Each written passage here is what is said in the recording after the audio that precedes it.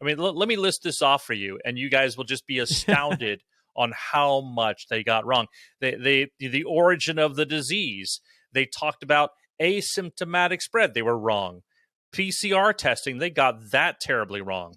The fatality rate, as we just discussed, lockdowns, community triggers, business closures, school closures, quarantining health people, impacting on the youth, right? The hospital overload they were wrong on, plexiglass barriers, social distancing, outside spread, masks, variant impact, the natural immunity, vaccine efficacy, vaccine entry, the list goes on and on. Everything that they asserted on this massive list of things, they were wrong. Hello, my name is Anne McElhenney. And I'm Phil McAleer. And welcome to the Anne Film Scoop. Yes. And it's March now. It's March. It's March now and it's still raining. It's still raining in California. And look, Yes. we're literally dressed like people, like, you know, like we're in Colorado in the mountains, you know. It's unbelievable. I'm It's still basically cold. freezing. We're freezing here and we're drenched. And the experts, of course, the experts who just love experts, don't we? So all the experts are allowing all the water that's falling is just flowing into the ocean. Yes. Because, you know, storing it up, you'd need to be a real idiot to think of that as a good idea, wouldn't you? Well, building reservoirs, the environmentalists won't allow us to build any more reservoirs, build any more dams. In fact, they want to demolish all the dams. So then they can complain about droughts, even though, it's got to be beyond trillions and trillions. So you got millions, billions, and trillions. Whatever And gazillions. After that, it's gazillions, I believe. I think we need Justin Hart, who we'll be talking to later in the show, to talk about what's after trillion. Yes, but anyway, I mean the amount of water, like Woodland Hills, right, which is really this desert up by Calabasas, right. They've had something like 10 inches in the last day or two. It's like we've had a fair few inches ourselves, down here, you know. Yeah, 4 inches in downtown LA, like yesterday. I mean, it's just rain, and there's more rain coming. Yeah, you know, and I was just reading, like, somebody called Daniel McAvoy, a regional climatologist with Western Regional Climate Centre, said this has been one of the coldest winters in many decades for a lot of places. You know, coldest. You know, climate so this change. Remember global warming? Yeah, so.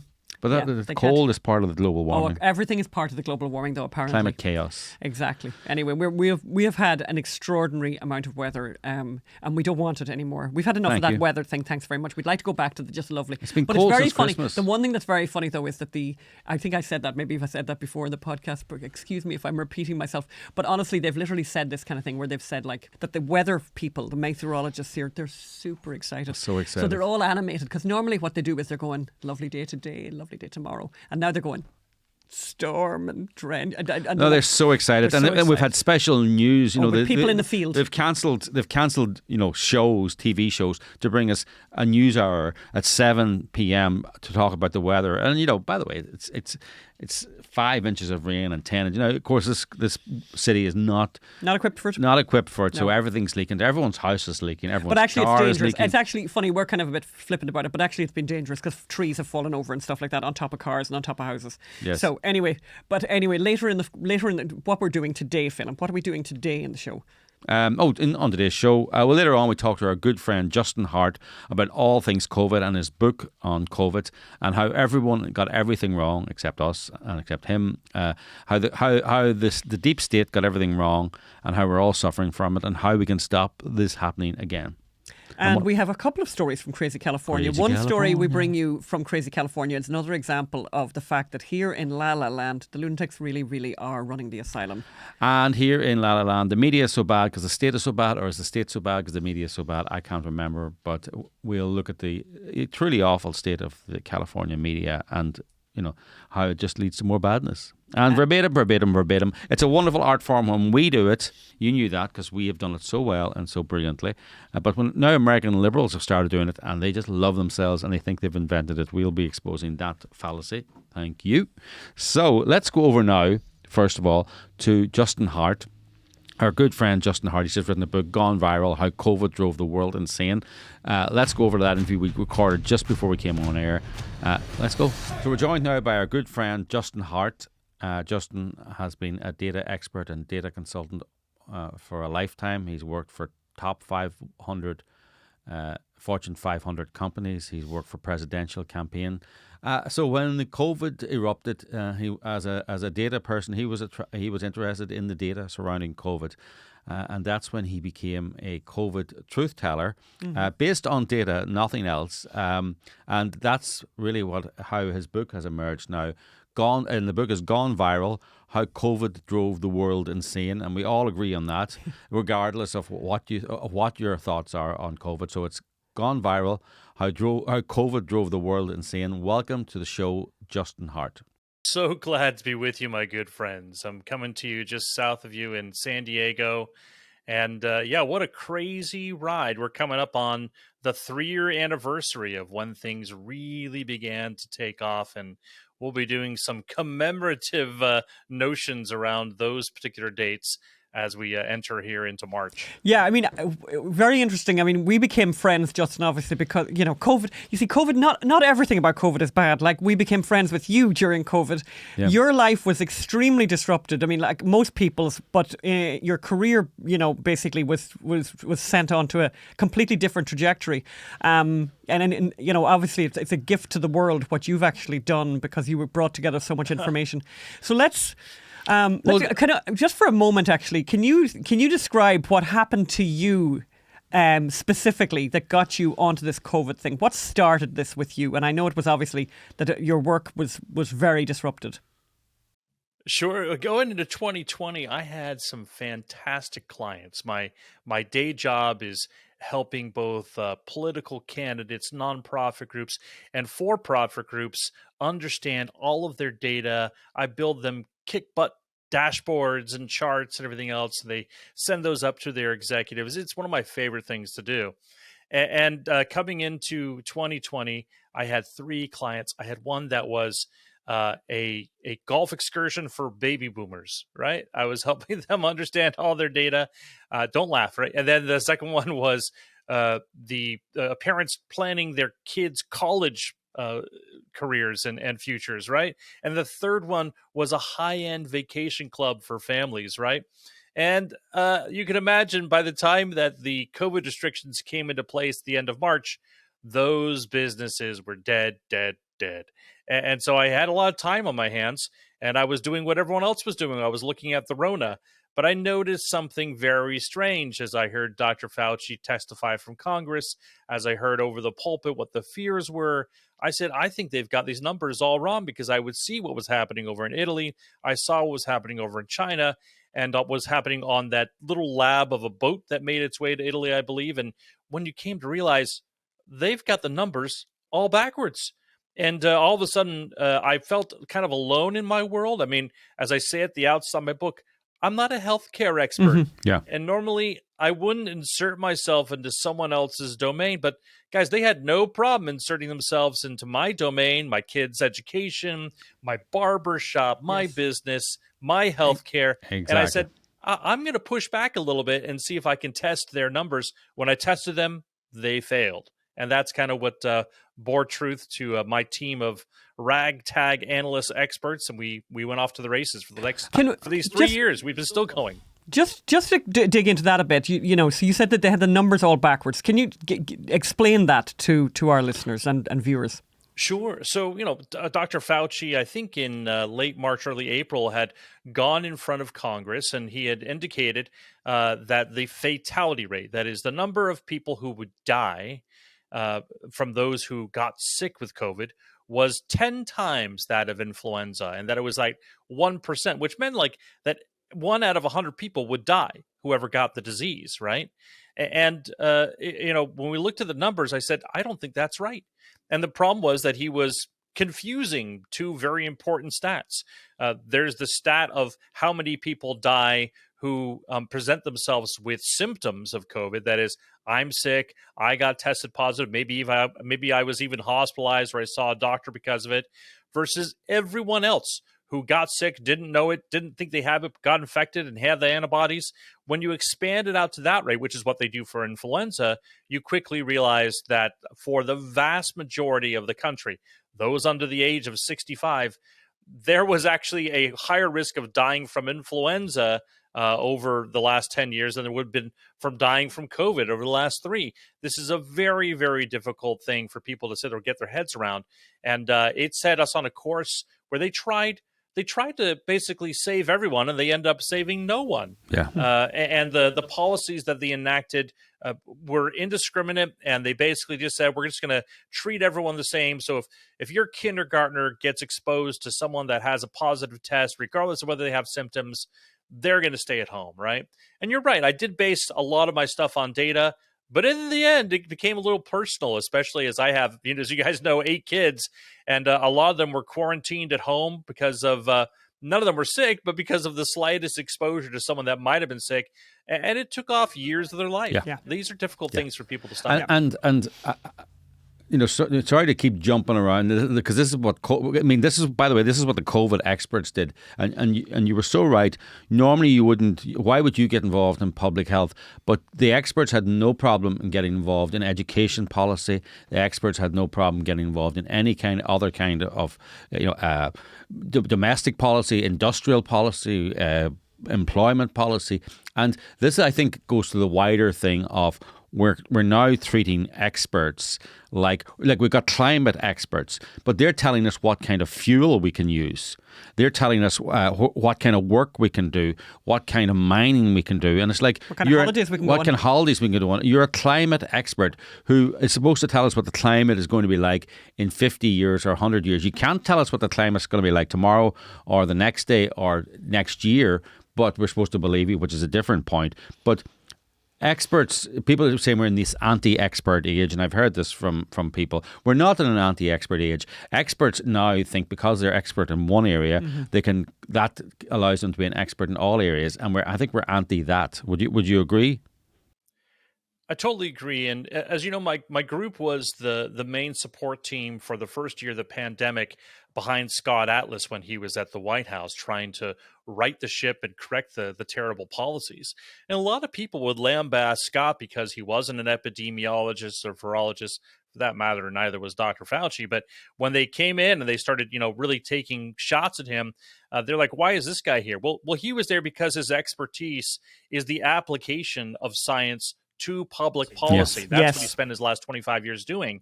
And so that's what we needed. There's the science on one side, right, which apparently is Dr. Fauci, but then there's the application of the science to public policy. Those were in the same hands. And basically, they decided what the science was, and they decided what that dictated the public policy should be. And the thing is, you don't have to be an expert. As soon as something hits the realm of public policy, where you have a vote, or hopefully have a vote to take it down at some point, you have an absolute right to speak out about it in whatever way you choose. That is the policy, especially when they start infringing on your rights. A lot of people, I'm feeling a lot of vindication of late, guys. Yes. When I go down the list of things that I was right on, that we were all right on, I feel a little bit of vindication. And people sometimes ask me, like, how did you know? And I think the general rule of thumb is, if you know your rights and you know that the government and people in the government are eagerly trying to take away your rights, and then you oppose those views, you're probably going to be on the right side of the equation. Yeah, when you say about vindication, by the way, I mean, obviously we've got this big news item that's happened just over the last couple of days, which, complete shocker, obviously, not even slightly to you and me.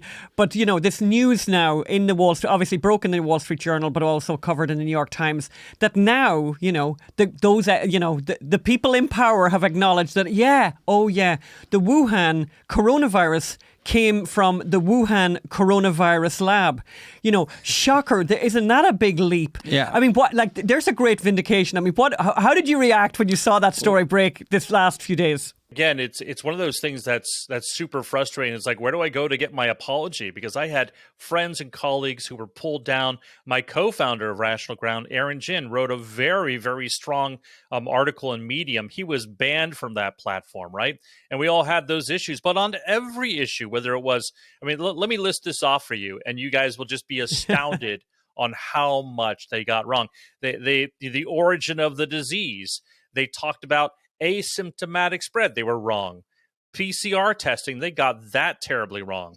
The fatality rate, as we just discussed, lockdowns, community triggers, business closures, school closures, quarantining health people, impacting on the youth, right? The hospital overload they were wrong on, plexiglass barriers, social distancing, outside spread, masks, variant impact, the natural immunity, vaccine efficacy, vaccine injury, the list goes on and on. Everything that they asserted on this massive list of things, they were wrong.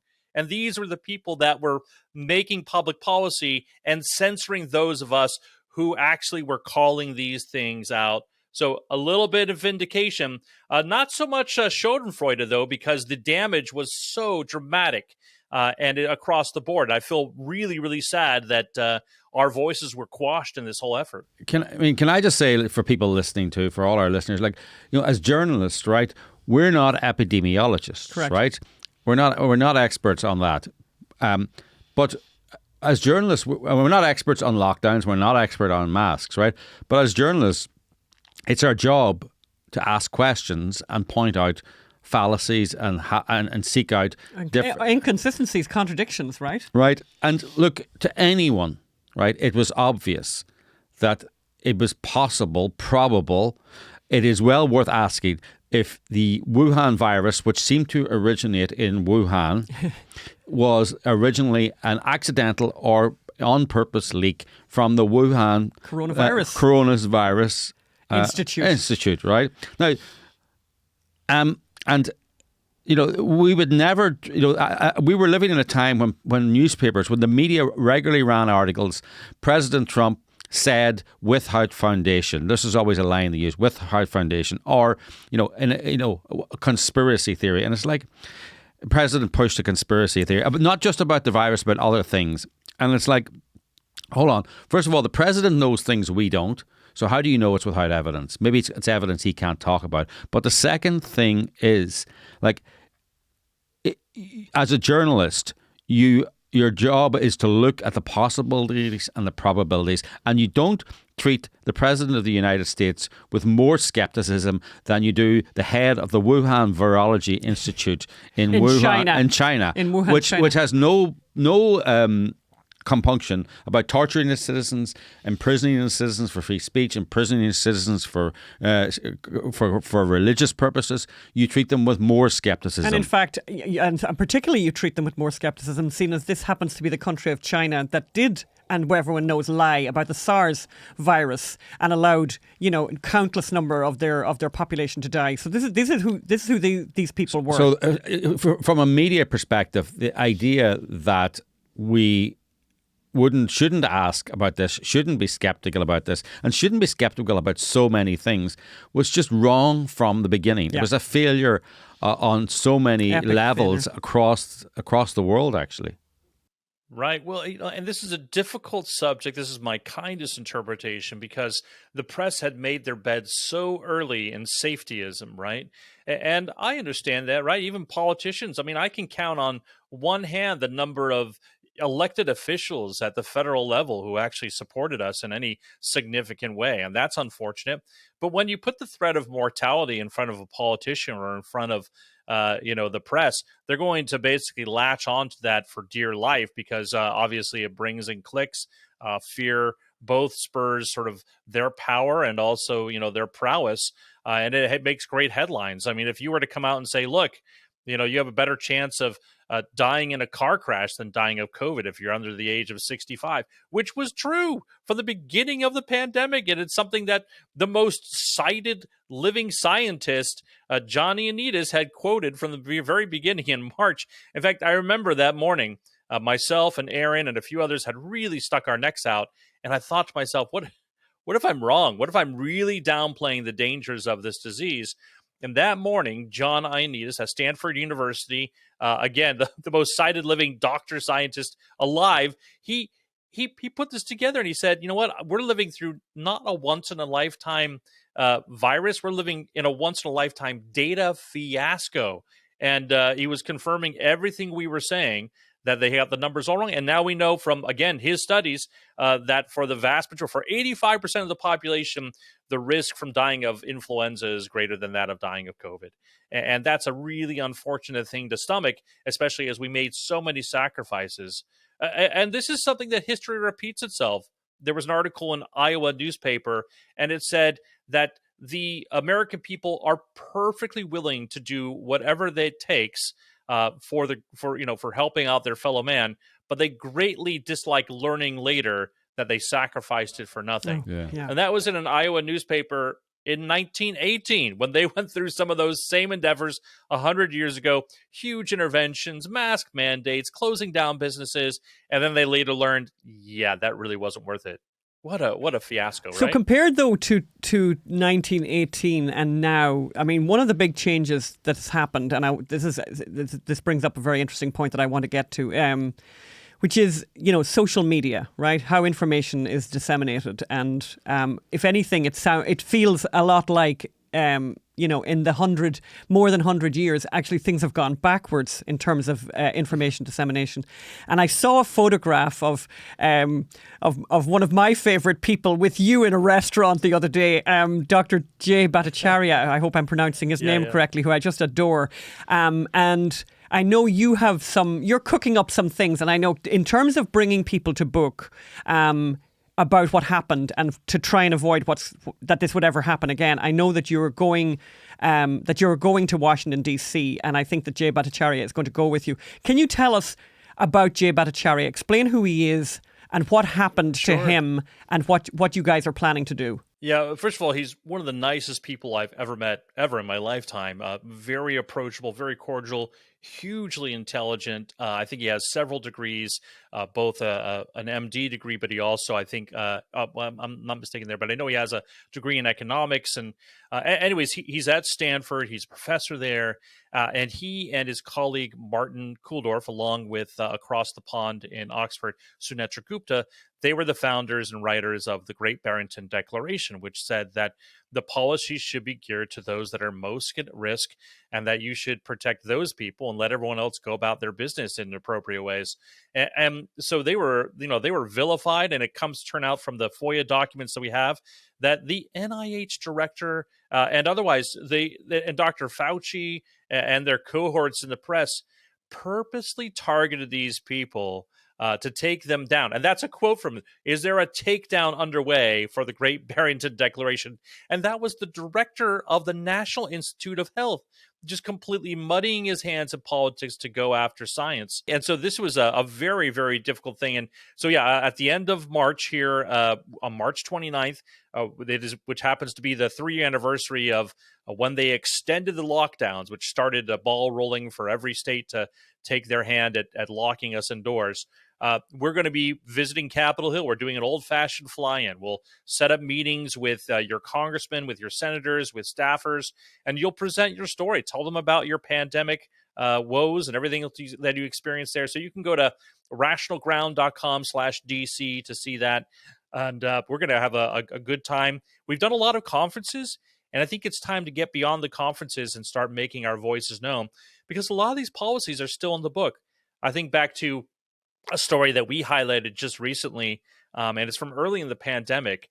Franca Panetone, Down syndrome woman, 49 years old, out of Florida. She basically was mostly nonverbal her entire life. She came down with COVID. Her sister, who is her caretaker, or her executor too of her health care and everything else, was in the ER, but Franca was taken from her, and they would never see her again. They had to watch her die over FaceTime in the parking lot on an iPad. They come find later that this poor woman, Down syndrome, completely confused. No one can translate or tell her exactly what's going on. She tried to pull herself from the bed so many times. They strapped her to a gurney. She died strapped to a gurney in a room of strangers that she didn't know, and because the ineptitude and the fear that drove that hospital, drove those people, which came down from Dr. Fauci and the rest. Those are people that we're going to get justice from. You should never be barred from seeing your loved one when they're passing away. That's just basic humanity, right? And I know if my loved one's here, I'm going to move hell and high water to be there. I don't care what kind of disease they have. I want to be there by their side. They will not die alone. And you think about our kids, right? And the tortures that they went through. We know that 1 out of 5 kids have ideations of suicide. We now know that suicide rates, as the final numbers have come in, were dramatically increased in 2020. And that doesn't include the fentanyl deaths that were off the charts. So many impacts that no one thought about. Just think about this one stat. We believe that in the spring of 2020, this is based on 2 studies, that we probably missed about 200,000 cases of potential domestic abuse. Why? And this cuts across political boundaries because it's sharp-eyed teachers and administrators who typically call those things out. They see a bruise on Johnny's arms. Sally looks a little disheveled. Dad is coming up. He's nervous. Things are they call these things out. They sometimes turn out. They sometimes don't. But we missed all those, right? And then when schools restarted, just think to yourselves, how many bruises on mom's face did we miss because masks were required at drop-off, right? Those impacts in society, you can't get those back. And we need to make sure that there are things in place where that never happens again. Yeah. Just on the kind of that this will never happen again. I mean, just a kind of big picture question, which I really would love your thoughts on. How is it possible that this ever happened? In the sense that, so we know now from reading all the literature, and we were talking about this, like we had a daily podcast for over a year, Phil. God, we thought it was going to be a short term thing, and then it went on and on and on. How was it for the first time in history that the medical establishment ignored every standard of their own, the standards that they had, the protocols that they had set up themselves, which were basically you never lock up the healthy, right? You lock down everyone who's vulnerable, and then the rest of us get on with it because somebody needs to take care of the people who are vulnerable, and everyone needs to work and get on with it. What happened to all the smart people, let's put it that way, around the world, medical people who are meant to, devote their whole lives to taking care of others? How was it that this massive consensus took hold and stayed held, and that protocol got thrown out so quickly as well? It was just abandoned from the get-go. How did that happen? What's your thoughts?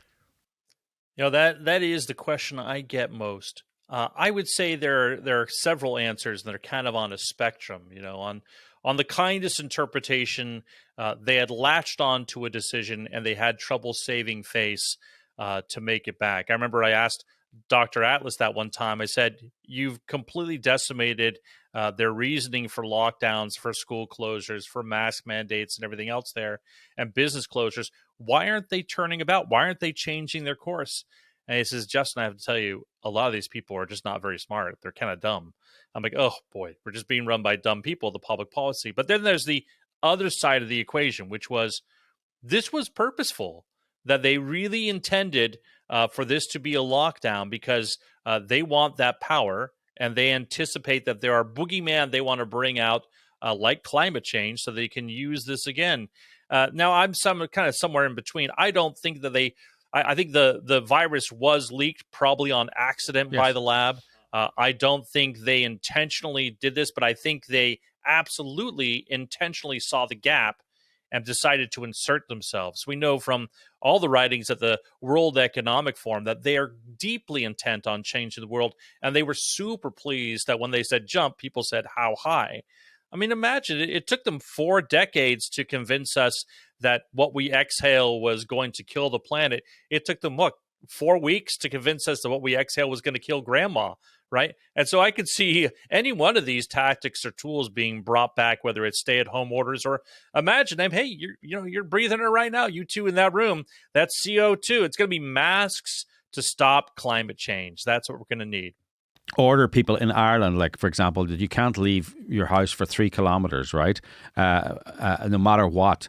Then you can easily say to people, look, you can't travel more than 50 kilometres to save the planet from climate change, or 20 kilometres. So we're not going to go back. It's not a stretch. It's not a stretch, but also it's not 3 kilometres. Oh no, we wouldn't do that. But like the planet, it's a climate emergency as they call it now, yep. And you're restricted from travelling 15 minutes from your house. Yeah. They consider themselves gods in this endeavor. I mean, in September 2020, Dr. Fauci had a really interesting article in Cell magazine. He wrote it with his longtime co-author, David Morans. David probably did the first part, which was very kind of historical, dry stuff about infections, but informative.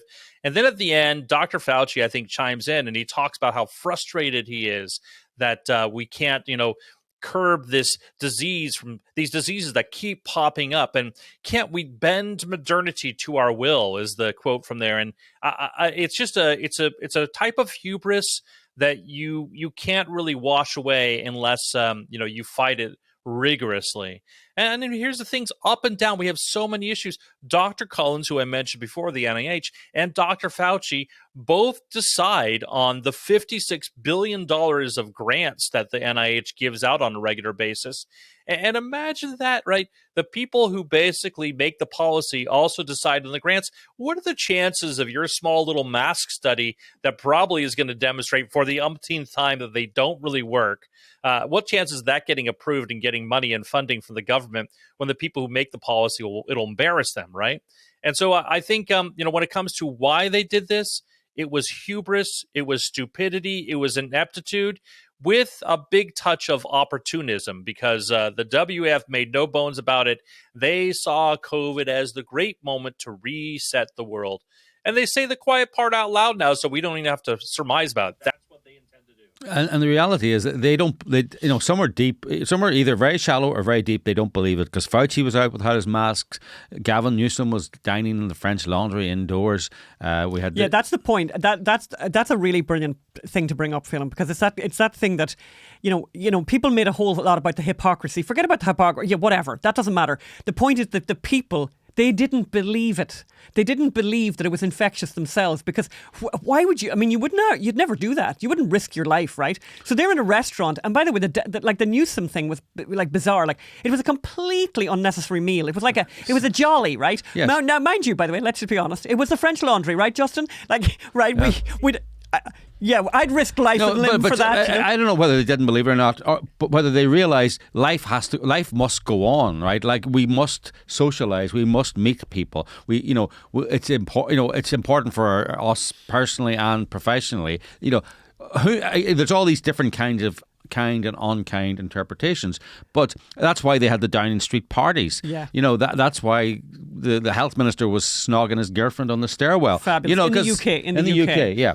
And that's why they had a golf outing in Ireland. And Sheila Kuehl here, she banned outdoor dining starting on Thursday, and on Wednesday night went to her outdoor terrace. Because COVID knew the difference, by the way. Because COVID definitely knew the difference. Right. Well, this is the thing. I think what happened, what transpired, and let's just say masks, for example, was that the politicians were clamoring, can you give us any tool? We have to be shown to be doing something, right? So if the county health director or the county supervisor or the governor gets up there and says, the cases are going up, you guys aren't masking hard enough, and then cases are going down, they can reach out and say, oh, thank you for masking so much, right? And it became a scapegoat, some type of tool that they could shed all their fears onto and say, see, I'm doing something. It was a outward sign of an inward faith, right? It was an expression that they had there. And you talk about the social media aspect. It's a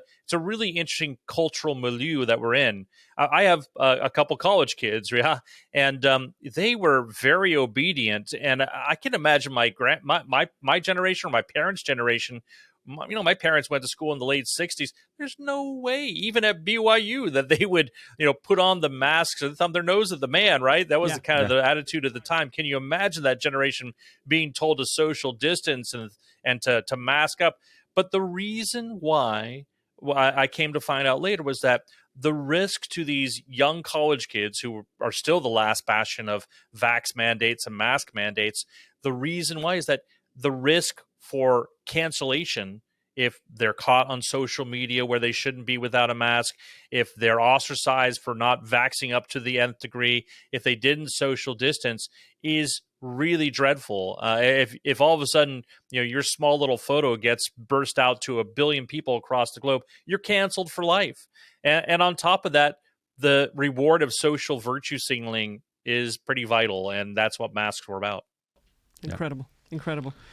And then, of course, you have people like Woody Harrelson, who's finally, Woody Harrelson, who's always against the man. And, on Saturday Night Live, like a few days ago, suddenly, kind of obliquely, big anti-vax and anti. And by the way, I don't know if you're anti-vax or not, and the jury's out on vaccines, or maybe you could tell me about what you think about vaccines.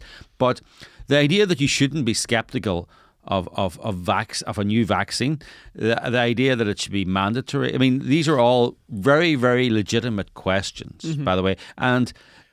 They have, my personal bugbear is they've destroyed the word vaccine. When I was growing up, vaccines, we used to study Louis Pasteur and all those, and Jenner and all those people who did the smallpox vaccine. And it was, you take this, you never get the disease. That's right, yeah. Polio. You'll never get polio. Yeah. COVID vaccine, you get it. Yeah. And it's like, it's not a vaccine then. I would call it at the very most it's a pre-treatment for COVID. But what do you think of that? They set themselves up so high. They set that bar very high that it was a sterilizing vaccine.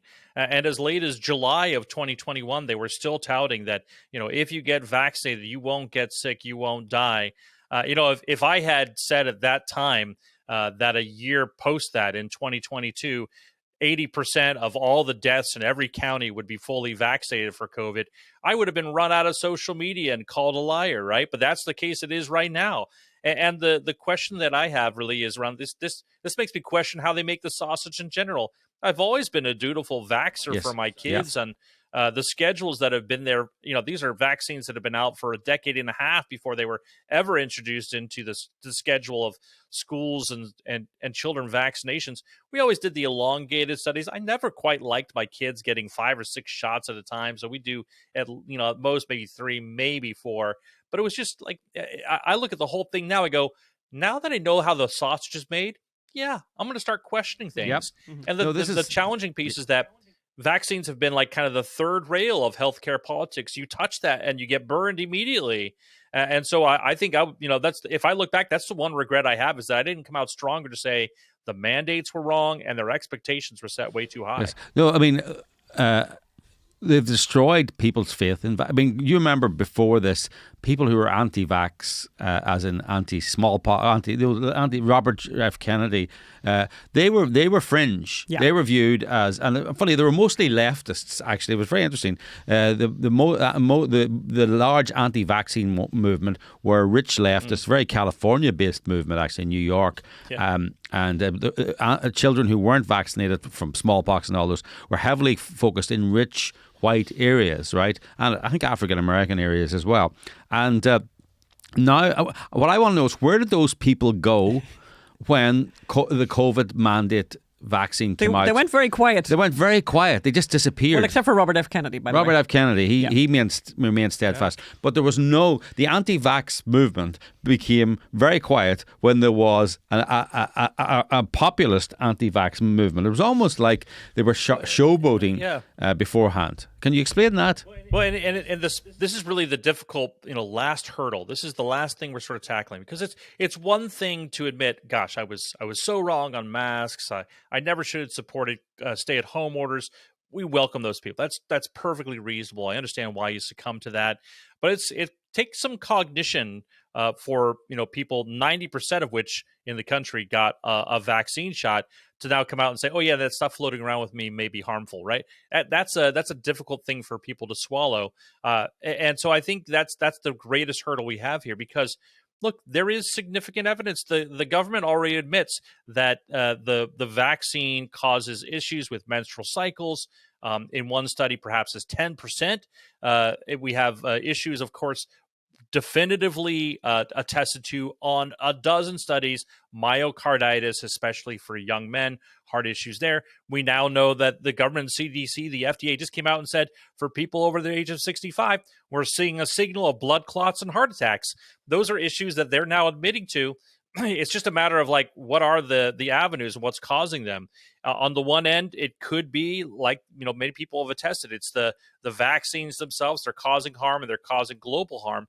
I'm on the other hand, and this is kind of more where I tend to, is that we rolled this out so quickly to 1 billion people that you're bound to have problems. But also, this was a unique vaccine. You got to keep this thing so cold, right? And then the administration of it was so vast and wide. We had to hire so many new people to try these shots. Some have never been nurses or Oh, no, otherwise. They're just absolutely not. trained really quickly to give the shots. There are some quality control issues Totally. that could be the cause Totally. for all of this. I mean, I the vaccines up here in Hollywood, like they were at a car park beside a hospital. I mean, we know someone who was a consultant anesthesiologist in Ireland, right? Yes. For decades, retired, and then applied to give out the vaccines. They made him jump through hoops. Meanwhile, the girl who worked in the shop had the job. Yeah, had the job. They made him right? They made him do training. Right, and it's like he should be there. He should be supervising. Yeah. The shop people and the waitresses. And I'm not, by the way, denigrating people who work at shops or waitresses, but they shouldn't be. We should really think twice about them administering injections. And by the way, maybe this outbreak of myocarditis and all of these things, maybe it's caused by COVID, right? Maybe it's the effects of long COVID or something like that. But and again, as journalists, right, and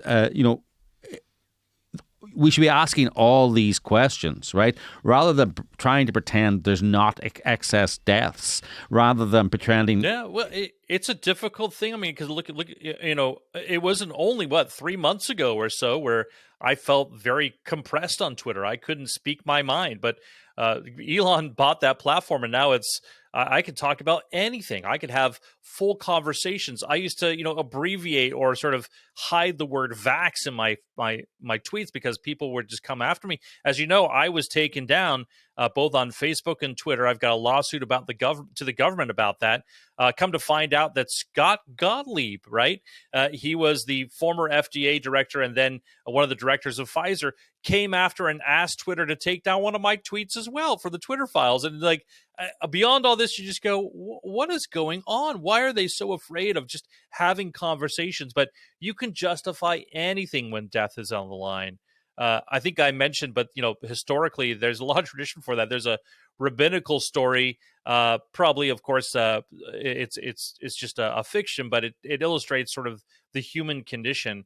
During the time of Noah, Noah had made his way onto the ark, leaving many people down below to suffer through the floods. When the people that were left behind, when the floods came up to their knees, they held their children to their waist. When the floods came up to their chest, they put their children on their shoulders. But when the floods came up to their neck, they put their children underneath their feet so they could survive. Yeah. That I really feel is an apt sort of analogy for what happened where we are, where we use children as sort of like a protected shield against people. We made them a vector of disease and destroyed their childhood in many cases. I remember looking over the shoulder of a friend of mine over at his house. His kid, was home from school and had opened up one of those Target catalogs with all the nice models and kids playing with toys. And he took a marker and he was dutifully coloring on a mask on every face because that's the way he thought it should be. And he's been told that that's dangerous not to be masked, right? We have that same issue right here in California and San Diego, where I have a kindergartner and I have a preschooler. I've got a high schooler. And every now and then I have to go call a teacher and say, don't mask my kid again or there's going to be problems, right? I don't want that on my kid. I know they do nothing and I know they probably cause harm. So that's been one of our fortes, is looking at the data. And what the book is designed to do, Gone Viral, is it takes you through every single one of these things and it gives you the data and the stories behind it. And we just kind of quash all the myths. So it's a very easy, quick read and it just goes through that. I like that. You've got so each chapter in Justin's book is like, masks, they got that wrong. And what's, as you say, it's I don't know. We're not getting the apologies we should be getting, by the way, publicly. We were talking about this stuff way back with you right at the beginning, and just wrong about everything. But we're now seeing this trickle, right? Every day it feels like, every week we feel like there's some kind of slight, acknowledgement. Yeah. Every day some acknowledgement of the fact of what we were saying, and we were saying 2 years ago. But the great reckoning, I feel like the great reckoning hasn't happened. The great debate hasn't happened. And of course, I think there's a lot of people who just don't want that to happen. No. They don't want to lose face because they were basically wrong about everything. It's frightening what happened. I think it's going to take a long time to repair those sort of bridges of health. What's interesting, as you said, I've made more friends here in the last 3 years. People that I will prize for life as close friends, and they've been across the political spectrum, because there's nothing that bridges political divides so quickly as when the government is coming after both of your kids with a shot and a mask, right? And I think about my good friend Jennifer Say. Jennifer, lifetime atheist, Democrat, liberal. They're in San Francisco, and she and I have both a professional background in common. But I wasn't the gymnast that she was at her young age, but here she was sticking her neck out, putting her job on the line, getting fired for it, or getting let go, but basically foregoing a golden parachute so that she could tell her story. She was, the groomed to be the head of Levi's at one point, but when her corporation wouldn't stand up for kids, and when they came after her because she was so vocal about the damage this was being done, she basically just said, "I'm out of here," and she basically has been talking about them ever since. Those are the type of people that I really admire, who had everything on the line. And I think more and more so, it's understandable why more people didn't stick their necks out. But you can see how quickly your rights go away. Yes. Your right to assembly, Yes. your right to free speech, your right to practice your religion. All of those were gone in a matter of weeks. And we're going to have to do some real soul searching, and I think some legislative works to jiu-jitsu to make this happen and try to make sure this doesn't happen again. Yeah, I think that's, and I think you're, this trip that you're making at the end of March to DC is very important, because I think something needs to happen that prevents this ever happening again. Something really terrible happens here. So just, I mean, we could talk all day. Sure. No, absolutely. We're only scratching the surface. We're only here. scratching the surface. I feel, I don't know. But I think we'll be talking to you again. Maybe Justin, maybe we'll, because we're just finishing the book now. Yeah. Maybe when we finish the book, we can have Justin back. The book is gone viral. How COVID drove the world insane. It's available on Amazon and everywhere else. Yes, where you buy books. Please buy it. Yeah. Please give it to your copy. Friends. Yeah. Please send it to everyone. Please read it at in your book group. Yeah, it's we need this to be exposed, and we need people to say, okay, we messed up, and we'll never do it again, because we can't put young people through this. Like, we know. Remember that 3-year-old or that 4-year-old we met, who was a COVID baby, and her speech was stunted because she hadn't been around other children. Yeah. Right? Yeah. In those. Yeah, it could be hugely damaging. And I mean, the same thing with our kid too. But luckily your kids have you. I mean, they have 8 other kids. And there's a lot of nice people to talk to in your house. To get a lot of exposure to talk. But the number of people, I mean, just before we finish up, I mean, the number of people, and we know those stories of people who went who basically, the parents went insane and kept like a child alone in an apartment in New York for over a year.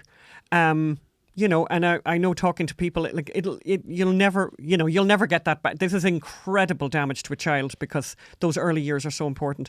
Yeah. Frightening. But anyway, listen, we've come to the end of this interview.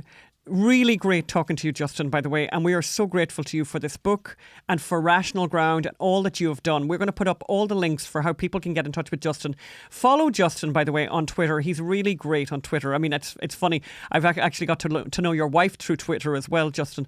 But it's a great, and as you say now, because of Elon Musk, it's actually a much more open place and a much safer place for people to speak freely, without fear of reprisal.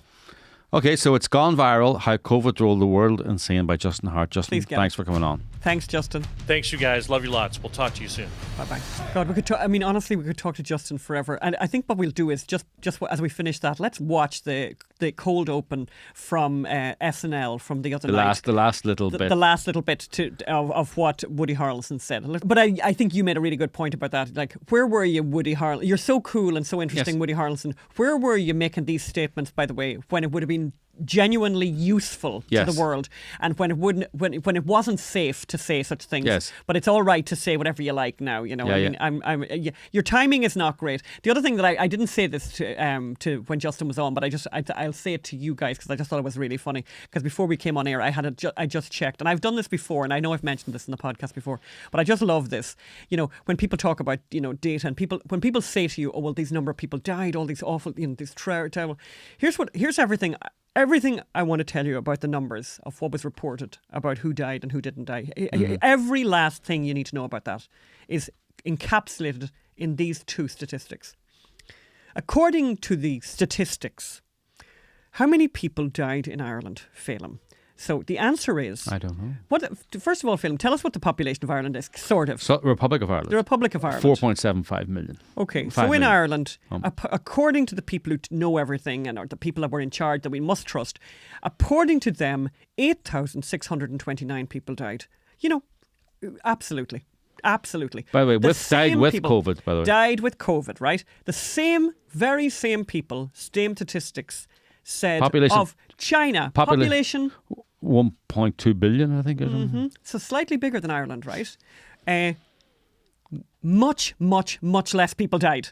So 5,272 people died in China. So if you ever want to know, if anyone starts quoting numbers to you about what happened during COVID, ask them to explain that. And if they feel that they can stand over that, they're disingenuous. These are bad people. These are liars. And, you know, we need to stop lying because actually there are awful diseases. There is death and destruction and dreadful things that happen to people. And those things need to be, we need to believe in science. And honestly, science has had a really bad day. I mean, you're hearing it there from Justin. I mean, I think this has to be one of the lowest ebbs for science, probably akin somehow to what happened with eugenics, where the world went completely mad. And and we mentioned eugenics quite a little bit on this podcast, and I think with very good reason, because you know anything. Yeah, look at what eugenics said, and look at how popular it was. And that's not, by the way, that's not 700 years ago, by the way, right? This is quite recent history. This is almost in people's living memory, by the way, eugenics. This was super popular. It was a great idea. 3 generations of imbeciles. It was cutting edge science. Wendell Holmes, the great jurist, Wendell Holmes. 3 generations of imbeciles is enough. So let's just sterilize them, you know? And where was eugenics really popular, by the way? Where was it really popular? Not in deepest, darkest, Alabama. No. California. Couldn't love it more. New York. Highly educated. Among the highly educated, actually. The more educated you are, the more likely you're believing eugenics and promote it. No, absolutely extraordinary, and this, there's been so many stories, but Justin has been just a fantastic...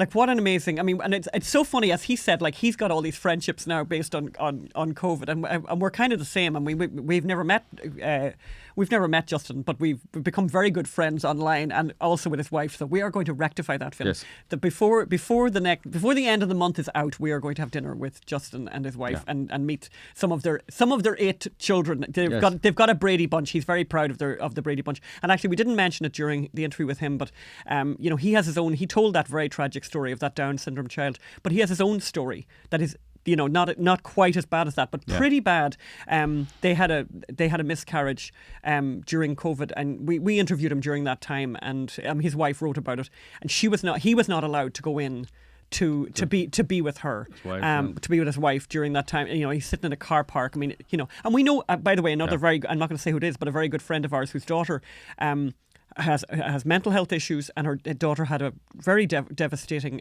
cancer diagnosis. And my friend had to sit in a car park while her daughter, who was very, very vulnerable, had to go in and face this kind of very difficult cancer treatment. And the mother sitting in the car park saying her prayers. These people need to be brought to book for this. Yes. So we're not finished, by the way, with COVID. We have some ideas. Yes. Let's just say that. We have some thoughts. Okay, Crazy California film. This story, actually, this is a story I spotted in the notable and quotable section of the Wall Street Journal, which is a really nice section of the Wall Street Journal, where they basically just look at newspapers and publications and find a quote that they think is just interesting. Yes. And this one is, marijuana, C, smoking, no. It's about a new law in California, right? Yes. And this is from the AP, and the headline is, if signed into law, it would mean by 2073, people wanting to buy cigarettes would have to show ID to prove they're at least 67 years old. Right? So basically, young people will not be allowed to buy cigarettes. You're going to ban, you can't buy cigarettes. Some California... And it's going to stop, right? So if you're born, you'll never be allowed to buy cigarettes in California, but they're going to grandfather it in that if you had been able to, you can still do it. And we can ensure the next generation generation of children do not become addicted to smoking. But these same children, by the way, can buy marijuana, and they can buy it as powerful and as unregulated as they want, and it can destroy their tiny little brains and screw up their mental health. And this is in a time when when plenty of research is now being done, which has connected marijuana, and as Phelim says, like, you know, the younger brain, obviously very vulnerable, that you know, tying young people to psychosis, to serious psychosis, brought on by this incredibly concentrated, is that the word for it, very high levels of TCH, I think it's called, in marijuana nowadays. But anyway, you know, typical of California, you're going to have to, you know, show ID to buy cigarettes, but marijuana, no bother at all. No. No, you don't have to show ID that you're 67. You have to be over 60 to buy cigarettes, but you can buy marijuana at 18 or 21. Okay. So and then I just come across these other stories in the LA Times, and I don't want to devote too much time about them. But this is the LA Times. This is what they're writing about people allegedly leaving California, and they're going, no, it's not that bad. And but actually, yes, they admit people are leaving. Net migration is sometimes treated as a popularity contest. What do you think it is, right? Governors boast about how great their state is because people are voting with their feet. By this metric, California and New York are no longer the cool kids. This is the LA Times. People are heading to states like Florida, Texas, and Georgia. For what, right? And they go for housing, jobs, and to join family. Oh God, really? Oh yeah. This is the LA Times, right? This is the LA Times, and I'm going, no one is leaving. People do not leave California. In fact, the biggest problem with leaving California is leaving family, right? Yes. They're going to Florida, Texas, and to some extent Georgia because of the politics. That is what's happening. They're leaving. But they're never going to say that in the LA They're leaving Times. for freedom. They're leaving so that they won't be locked down. They're leaving so that they can run businesses. They're leaving because they're not going to meet zombies on the street who might run after them. Magda's friend, who, you know, in Sherman Oaks, by the way, very upmarket area in Los Angeles, she ran with her baby. She ran because they're tired of seeing people inject fentanyl and smoke meth on the streets. They're leaving because they're tired of having their houses and garages broken into time after time. They're leaving because they're worried about sending their children walking to school because of the crazy people on the streets that are encouraged by the state. And then, you know, so that's and then another, in the same edition of the LA Times, you know, they're talking about all these rural schools in California that are waiting for this money to come through from the federal government because rural schools are really in trouble. And why? And because these rural communities in Northern California are really in difficulty because the money that used to keep the schools going came primarily from logging. Oh, logging. You know, and by the early 1990s, the once thriving logging industry cratered. Just like that. It's just cratered, right? Yeah. But no one knows why it cratered, right? Yes. And, you know, in Hayfork, a boom and bust town. Nobody in the LA Times knows why. A boom and bust town of 2,300 where timber crashed, right? And it's like, why did it crash? And it's like timber is now. I mean, and another part of the LA Times are now talking about how difficult it is to build a house because timber is so expensive when you go to build a house. So why would timber crash? And it's all because of regulations promoted by fake environmentalism for the bloody spotted owl or the spotted dick or the dick owl or the owl with... By the way, spotted dick is an actual dessert in the UK, just in case you thought my husband was being naughty. He's not. It probably was, but also... But also, by the way, the thing I love to say about the war on logging by the environmentalists is environmentalists are so stupid that they don't know that trees grow. I always want to point that out. And later on in the article, the towns are shrinking, the forests are burning, right? And for their schools, a financial cliff could be coming. And it's like, I wonder why the forests are burning. Is there any way you could actually stop forests from burning? Oh, I know. And is there any reason to explain why they've started burning more recently, apart from climate change, which is not true? So if you log, you create gaps between forests to stop burning. You also thin out dead trees, which cuts out the dead trees that are the dry tinder. Well, if you're making an industry out of logging, The last thing you want to do, the last thing that you will allow happen in that industry is that your product burn up on its own without you cutting it down and dealing with it. So, yeah, husbandry of forests is actually something that would be really good for the forests and would cut down on these forest fires and would be good, obviously, for the school districts that are starved of money. All right, Phelim, are you going to be all smug now about verbatim? That's the other story he wanted to talk about today. Verbatim, so, you know... Phelim loves verbatim. I can say You can say that, Phelim. And verbatim it's true. theatre in the United States. Yes, you can say that. With Ferguson, I took the grand jury report of Ferguson, the grand jury interviews with witnesses under oath, and realised this is a dramatic telling of the last hours of Michael Brown's life and the last hours of the cop's life as an anonymous citizen. Very dramatic, and it's a beautiful, amazing, dramatic play. We had it here in LA. It was so controversial. The truth, and you only use the actual words from the eyewitnesses. And let me just say one thing. I mean, unfortunately, we weren't allowed to film either the production in New York or the production here, but we did do a kind of a mock-up version, and we put it up on YouTube, and it's available to everyone. Let's watch just a short piece of that right now. I'm going to bring to the stage the truth about what happened in Ferguson, Missouri, on the day the police officer Darren Wilson shot and killed Michael Brown. I'm introducing the concept of verbatim theatre to the US, and I've written a play based entirely on the actual testimony and evidence heard by the grand jury investigating the death of Michael Brown.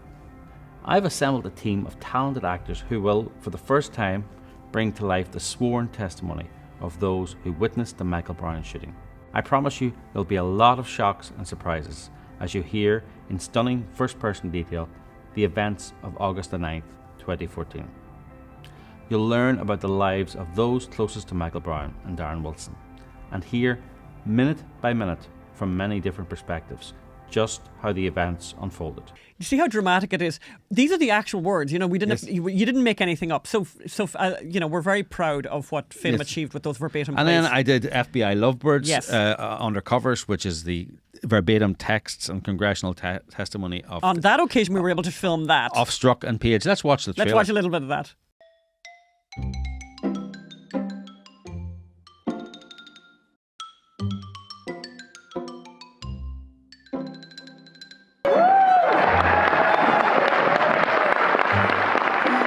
Did you get laid yesterday? I didn't. I'm concerned that someone forgot to validate my time or something. Oh, that's funny. Paid, not laid. There's no way he gets elected, Dash. But I'm afraid we can't take that risk. It's like an insurance policy.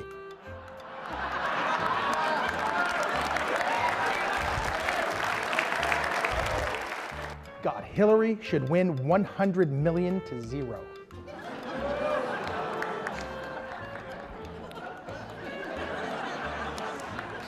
Just went to a Southern Virginia Walmart. I could smell the Trump support. Vomit. Vomit. Vomit, vomit, vomit. You can come hang out in 4012 with me. I have remnants of Cubota chips and salsa. It's going to be a Clinton-Trump race. Unbelievable. What? Exclamation point, question mark, exclamation point, question mark, question mark, question mark.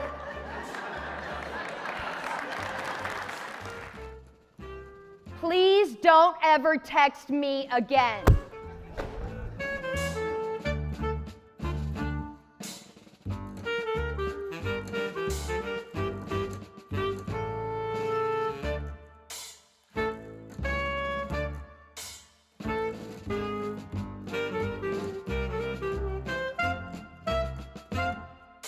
I did the Chevron play, an $18 billion prize. We did the Harvey Weinstein podcast on the trial. So we've been doing this for years, right? And the left in America have caught up, and they, you know, and by the way, we did the Ferguson play here. We did it in New York. Massive. I mean, it's stunning. But no one, getting it reviewed, mainstream media, no way getting it picked up. So there's a person called Reality Winner who leaked a document.